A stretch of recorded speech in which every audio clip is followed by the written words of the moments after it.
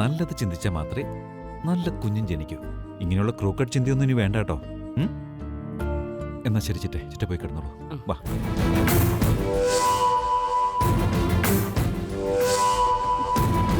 മുരളിയേട്ടാ,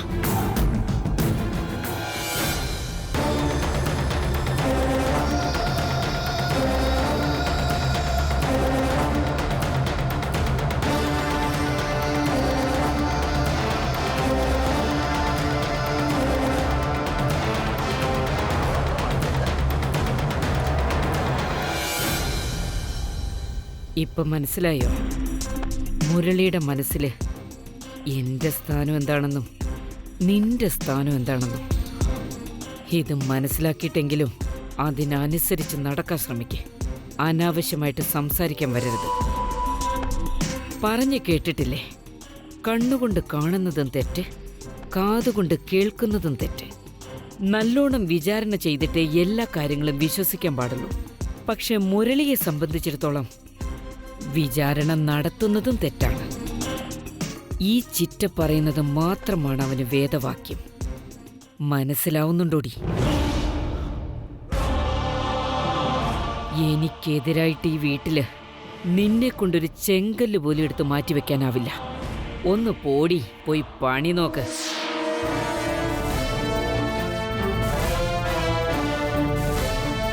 അമ്മ പറയുന്ന പോലെ പോയിന്റ് പിടിച്ച് സംസാരിക്കാൻ എനിക്കറിയില്ല. എന്നെ സംബന്ധിച്ചിടത്തോളം ഇനി നിങ്ങൾ എന്റെ മുരളിയേട്ടനെ പറ്റിക്കാൻ ഞാൻ സമ്മതിക്കില്ല. മുരളിയേട്ടനെ ചതിക്കുന്നതോ പറ്റിക്കുന്നതോ ഞാൻ അറിഞ്ഞ അത് കണ്ടോണ്ട് ഞാൻ വെറുതെ ഇരിക്കുമെന്ന് സ്വപ്നത്തിൽ പോലും വിചാരിക്കണ്ട. നിങ്ങൾ കരുതുന്ന പോലെ ഞാനത്രയ്ക്ക് നിസ്സാരക്കാരിയല്ല. ഇവിടുത്തെ ഓരോ ഇഷ്ടികയും ഞങ്ങളുടെ വിയർപ്പിന്റെയും അധ്വാനത്തിന്റെയും ഫലം കൊണ്ടുണ്ടായതാ. അതുകൊണ്ട് തെറ്റെന്തെങ്കിലും സംഭവിച്ചാൽ ഈ ജന്മത്തിൽ മാത്രമല്ല, എത്ര ജന്മം എടുത്താലും വിടില്ല നിങ്ങളെ ഞാൻ. സൂക്ഷിച്ച നിങ്ങൾക്ക് കൊള്ളാം.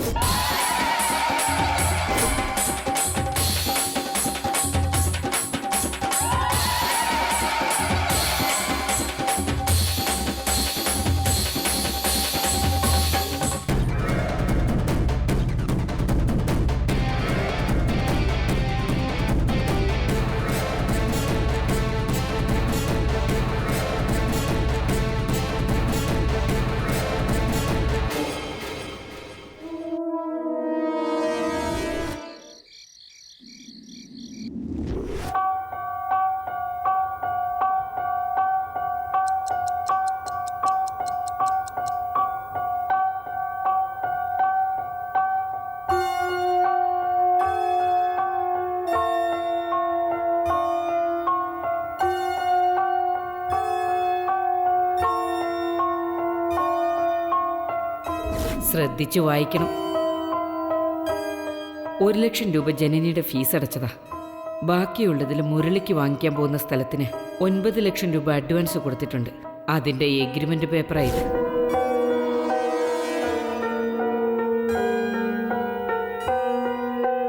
ഞാൻ പറയുന്ന കേക്ക്. ചിറ്റയെപ്പറ്റി കുറ്റം പറയുന്നത് ഇത് അവസാനത്തെ ആയിരിക്കട്ടെ.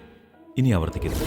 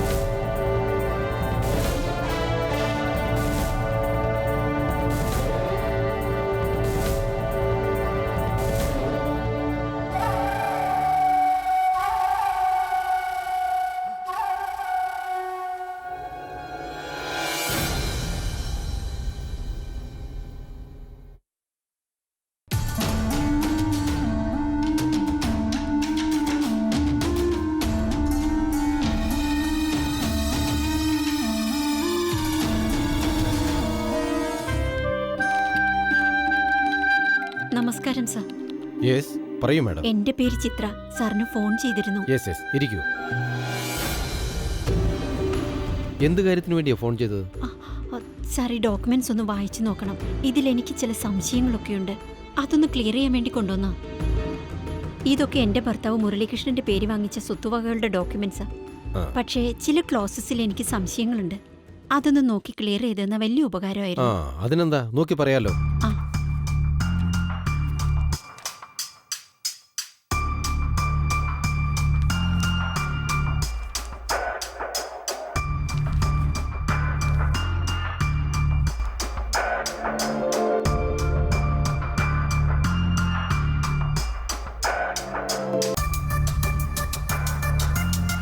ഈ ആധാരപത്രങ്ങളൊക്കെ തയ്യാറാക്കി ആരാണ് നിങ്ങളുടെ ഭർത്താവിനോട് സൈൻ വാങ്ങിയത്? എന്താ സർ, ഇതിലെന്തെങ്കിലും പ്രശ്നമുണ്ടോ? പറയൂ, ഉള്ളത് കൊണ്ടാണല്ലോ ഞാൻ ചോദിക്കുന്നത്. അദ്ദേഹത്തിന്റെ ചിട്ടി ഏതൊക്കെ റെഡിയാക്കിയതും സൈൻ ചെയ്യിപ്പിച്ചതും ഒക്കെ അദ്ദേഹത്തിന്റെ അനിയൻ മഹേഷ് ഇതൊരു ലോയറെ വെച്ച് എഴുതിപ്പിച്ചത്. അതാര് ചെയ്തതാണെങ്കിലും വളരെ വലിയ തെറ്റാ. നിങ്ങളുടെ ഭർത്താവിനെ അവർ പറ്റിച്ചിരിക്കുക. പഠിപ്പും വിവരമുള്ളവരൊക്കെ ഇങ്ങനെ കണ്ണുമടച്ചുകൊണ്ട് കയ്യൊപ്പിട്ടാല് പിന്നീട് കോടതിയും കേസും ഒക്കെ ആയിട്ട് നടക്കേണ്ടി വരും. സ്വത്ത് വാങ്ങാൻ കാണിക്കുന്ന ഇൻട്രസ്റ്റ് അതിനുവേണ്ടിയുള്ള ഡോക്യുമെന്റ്സ് വായിച്ചു നോക്കുന്നതിലില്ല. എന്ത് ചെയ്യാനാ? അദ്ദേഹം ഞാൻ പറഞ്ഞ കേക്കില്ല. ചിറ്റ പറയുന്നത് മാത്രമാണ് വേദവാക്യം. ഞാൻ എന്തെങ്കിലും പറഞ്ഞാൽ എന്നെ അദ്ദേഹം വഴക്ക് പറയും. അങ്ങനെ പറഞ്ഞാൽ എങ്ങനെയാ? ആധാരങ്ങളാണ് പത്രത്തിന്റെ രൂപത്തിൽ കൺമുമ്പിൽ നിൽക്കുന്നത്. ഇതൊന്നും ആർക്കും ആരുടെ മുമ്പിൽ മറയ്ക്കാൻ പറ്റില്ല. നീ ഒരു കാര്യം ചെയ്യ്, മുരളീകൃഷ്ണനെ നേരിട്ട് ഇങ്ങോട്ട് വിളിച്ചോണ്ട് വാ. സത്യസന്ധമായ അവസ്ഥ എന്താണെന്നും അദ്ദേഹത്തെ എല്ലാവരും എങ്ങനെയാണ് യൂസ് ചെയ്യുന്നതെന്നും ഞാൻ വിശദമാക്കി കൊടുക്കാം. ഇതൊന്നുമായി യാതൊരു ബന്ധവുമില്ലാത്ത വക്കീലായ ഞാൻ പറയുമ്പോൾ അദ്ദേഹം വിശ്വസിച്ചല്ലേ പറ്റൂ. ആ, ഞാൻ പറഞ്ഞു നോക്കട്ടെ സർ. സാരമില്ല കുട്ടി, നിനക്കെങ്കിലും ഇങ്ങനെ ഒന്ന് ചെക്ക് ചെയ്ത് നോക്കാനുള്ള ബുദ്ധി തോന്നിയല്ലോ, അത് തന്നെ വലിയ കാര്യം. പണത്തിന്റെയും സമ്പത്തിന്റെയും കാര്യമാവുമ്പോൾ രക്തബന്ധം വരെ മാറി നിൽക്കുന്നത് എത്രയോ ഞങ്ങൾ കണ്ടിട്ടുള്ളതാ. എത്ര വെട്ടും കുത്തും കൊലപാതകങ്ങളും. ചേട്ടനെ അനിയൻ കൊല്ലുന്നു, അച്ഛനെ മോൻ കൊല്ലുന്നു. പക്ഷെ എനിക്ക് നിങ്ങളുടെ ഈ ഡോക്യുമെന്റ്സ് കാണുമ്പോൾ തോന്നുന്നത് കുടുംബത്തിനകത്ത് വലിയൊരു ചതിക്കൂട്ടം തന്നെയുണ്ട്. അവർ മുരളിക്കെതിരെ വലിയൊരു പദ്ധതിയാണ് തയ്യാറാക്കുന്നത്. കാരണം ഓടിച്ചു വായിച്ചു പോകുന്ന ഒരാൾക്ക് നിങ്ങളുടെ ഭർത്താവിന്റെ പേരിലാണ് ഈ സ്വത്ത് വാങ്ങിയതെന്നേ തോന്നൂ. പക്ഷെ ആഴത്തിൽ ഇറങ്ങി ചെല്ലുമ്പോൾ എല്ലാം അവസാനം അവരുടെ പേരിലാകുന്ന പോലെയാണ് എഴുതിയിരിക്കുന്നത്. അതുകൊണ്ട് കഴിവതും വേഗം ഭർത്താവിനെ ഇവിടേക്ക് വിളിച്ചോണ്ട് വരണം. എല്ലാ കാര്യങ്ങളും അദ്ദേഹം പെട്ടെന്ന് അറിയട്ടെ. അതുമാത്രമല്ല, ഭർത്താവിനെ ഇവിടേക്ക് കൂട്ടിക്കൊണ്ടുവരുന്ന കാര്യം അവരറിഞ്ഞു കഴിഞ്ഞാൽ ഒരിക്കലും അത് സമ്മതിക്കില്ല. അത് മാനേജ് ചെയ്യേണ്ടത് കുട്ടിയുടെ കഴിവാണ്. ശരി സർ, ഈ കാര്യത്തിൽ അദ്ദേഹത്തിന്റെ ചിറ്റ മാത്രമല്ല, അദ്ദേഹം തന്നെ തടഞ്ഞാലും ഞാൻ അനുസരിക്കാൻ തയ്യാറല്ല. എനിക്ക് ഈ സ്വത്തും പണവും ഒന്നും വേണ്ട. അദ്ദേഹത്തിന്റെ ജീവൻ അപകടമൊന്നുമില്ലാതെ രക്ഷപ്പെട്ടാൽ മതിയായിരുന്നു. ധൈര്യമായിട്ടിരിക്കും കുട്ടി. തന്നെ പോലൊരു ഭാര്യ കൂടെയുള്ളപ്പോ മുരളീകൃഷ്ണനെ ആർക്കും ഒന്നും ചെയ്യാനാവില്ല. ഉറപ്പായിട്ടും എന്നെ കൊണ്ട് സാധിക്കുന്ന രീതിയിലുള്ള എല്ലാ സഹായങ്ങളും ഞാൻ ചെയ്തു തരാം. വളരെ നന്ദിയുണ്ട് സർ. വിഷമിക്കാതെ ധൈര്യമായിട്ട് പോയിട്ട് വാ. ഞാൻ പറയുന്ന പോലെ കേട്ടാ മതി. Don't worry. പോയിട്ട് വരൂ. ഞാൻ പോവാ സർ.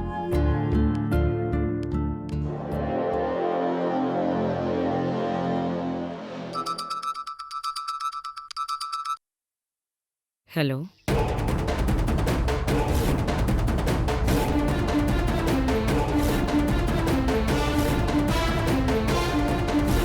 ശരി, ഇനിയൊക്കെ ഞാൻ നോക്കിക്കോളാം. നമ്മൾ വെറുതെ ഉണ്ടാക്കിയെടുത്ത ആധാരം അത് തെറ്റാണെന്ന് അവൾ കണ്ടുപിടിച്ചല്ലോ. ഉറപ്പാണ്, ഉടനെ തന്നെ അവളിത് മുരളിയെ അറിയിക്കും. അങ്ങനെ അവനിതറിഞ്ഞ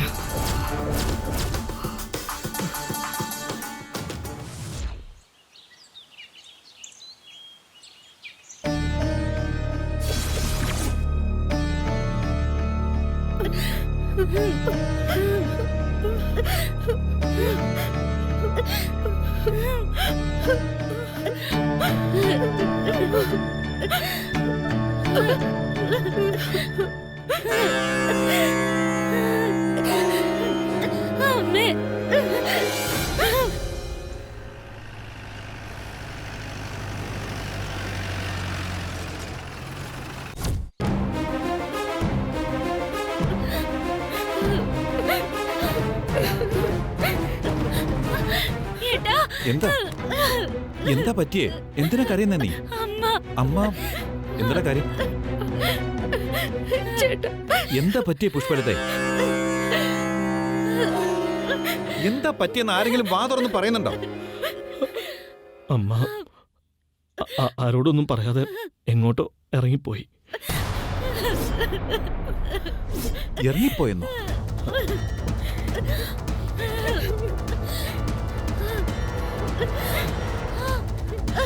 എന്തിനാ?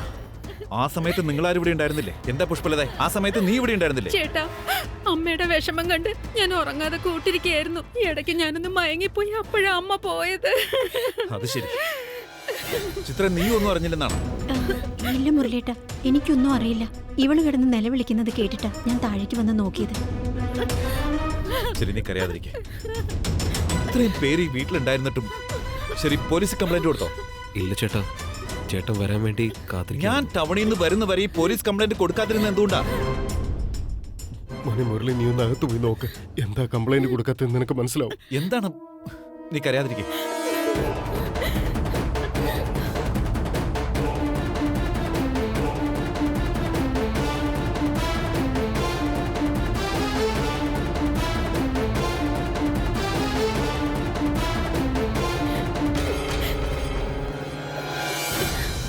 നീ ആ ലെറ്റർ എടുത്തൊന്ന് വായിച്ചു നോക്കുമോനെ.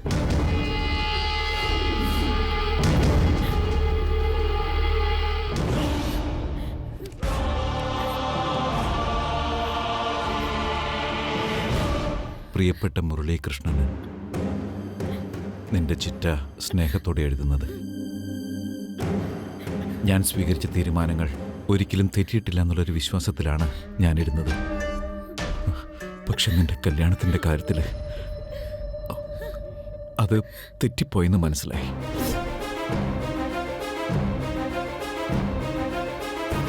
ഇവിടെ ഓരോ ദിവസവും കൈകഴുകി ചോറുണ്ണാനിരിക്കുമ്പോൾ നിന്റെ ജീവിതം നശിപ്പിച്ചല്ലോ എന്നുള്ള വേദനയിൽ എനിക്കൊരല്പം പോലും ചോറിറങ്ങാറില്ല.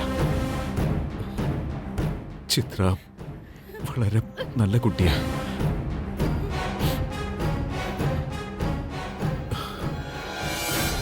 എല്ലാം സ്വന്തം ഭർത്താവിന് മാത്രമുള്ളതാണ്, അത് മറ്റുള്ളവരാരും ഉപയോഗിക്കാൻ പാടില്ല എന്ന തോന്നല്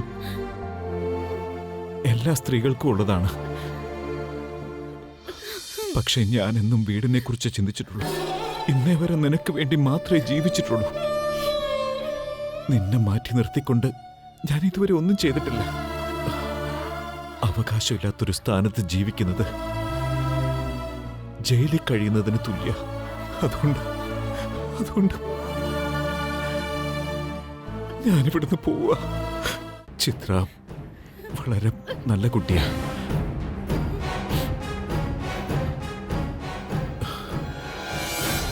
എല്ലാം സ്വന്തം ഭർത്താവിന് മാത്രമുള്ളതാണ്, അത് മറ്റുള്ളവരാരും ഉപയോഗിക്കാൻ പാടില്ല എന്ന തോന്നല് എല്ലാ സ്ത്രീകൾക്കും ഉള്ളതാണ്. പക്ഷെ ഞാൻ എന്നും വീടിനെ കുറിച്ച് ചിന്തിച്ചിട്ടുള്ളൂ. ഇന്നേ വരെ നിനക്ക് വേണ്ടി മാത്രമേ ജീവിച്ചിട്ടുള്ളൂ. നിന്നെ മാറ്റി നിർത്തിക്കൊണ്ട് ഞാൻ ഇതുവരെ ഒന്നും ചെയ്തിട്ടില്ല. അവകാശമില്ലാത്തൊരു സ്ഥാനത്ത് ജീവിക്കുന്നത് ജയിലിൽ കഴിയുന്നതിന് തുല്യ. അതുകൊണ്ട് ഞാനിവിടുന്ന് പോവാ.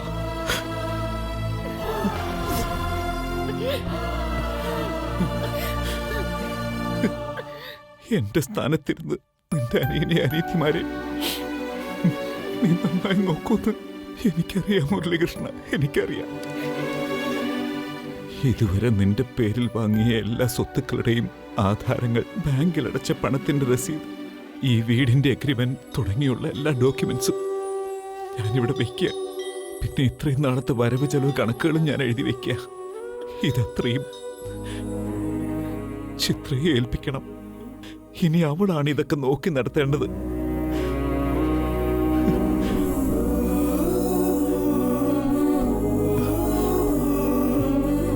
ഞാൻ നിങ്ങൾക്കാർക്കും കണ്ടുപിടിക്കാൻ പറ്റാത്ത സ്ഥലത്തേക്ക് പോവുക. നിനക്കിഷ്ടപ്പെടാത്ത രീതിയിൽ ഞാൻ എന്തെങ്കിലും ചെയ്തിട്ടുണ്ടെങ്കിൽ എന്നോട് ക്ഷമിച്ചേക്ക് മുരളി.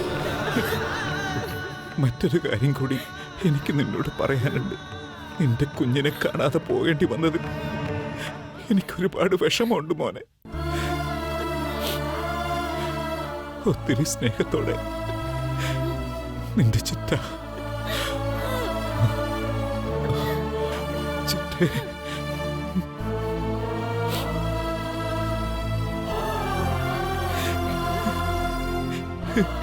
എന്തിനാ ചിറ്റ, എന്തിനാ ഞങ്ങളിങ്ങനെ ഒറ്റയ്ക്കാക്കിയിട്ട് പോയത്?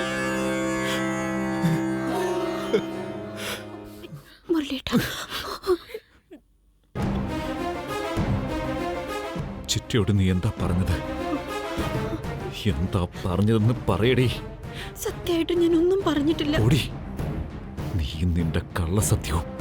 ചിറ്റയോട് നീ എന്താ പറഞ്ഞത്? എന്താ പറഞ്ഞതെന്ന് പറയടേ. സത്യമായിട്ട് ഞാൻ ഒന്നും പറഞ്ഞിട്ടില്ല. ഓടി, നീ നിന്റെ കള്ളസത്യവും. നീ എന്തെങ്കിലും പറയോ പ്രവർത്തിക്കുകയോ ചെയ്യാതെ ചിറ്റി ഈ വീട് വിട്ടു പോകാനുള്ള തീരുമാനം ഒരിക്കലും എടുക്കില്ല. പറ, സത്യം തുറന്നു പറ. നീ എന്താ പറഞ്ഞത്? ഞാനൊന്നും പറഞ്ഞിട്ടില്ല മുരളീട്ട. വേണമെങ്കിൽ പുഷ്പലതയോട് മുരളീട്ടൻ ചോദിച്ചു നോക്ക്. ഇപ്പൊ എന്തിനാ ഇതൊക്കെ എന്നോട് ചോദിക്കാൻ പറയുന്നേ? നിങ്ങളല്ലേ അമ്മ അത് ചെയ്താ കുറ്റം, ഇത് ചെയ്താ കുറ്റം എന്നൊക്കെ എപ്പോഴും പറഞ്ഞുകൊണ്ടിരിക്കുന്നേ. അമ്മയെ എപ്പോഴും കുറ്റപ്പെടുത്തിയിട്ട് ഇപ്പൊ എന്ത് സംഭവിച്ചു എന്ന് എന്നോടാണോ ചോദിക്കുന്നത്?